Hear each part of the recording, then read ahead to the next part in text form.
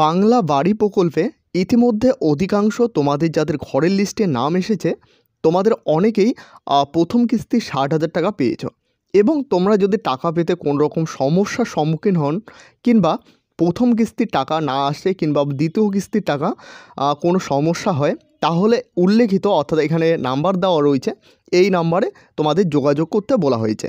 দেখতে পাচ্ছ এখানে বলা হয়েছে সরাসরি মুখ্যমন্ত্রী, এখানে একটি হেল্পলাইন নাম্বার দেওয়া রয়েছে 9137091370। এরপর দেখো পঞ্চায়েতের হেল্পলাইন নাম্বার 180088999851।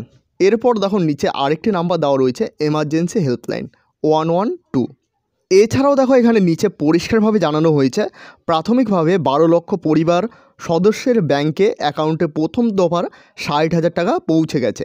এরপর দেখো নিচে এখানে বলা হয়েছে প্রথম দফা কাজের শেষে দ্বিতীয় দফার ৬০,০০০ টাকা পাবেন তারা। পরিবার পিছু ১,২০,০০০ টাকা দেওয়া হবে। আর্থিক সাহায্য পাবেন তারা কিন্তু যাদের বাংলা বাড়ি প্রকল্পে নাম এসেছে।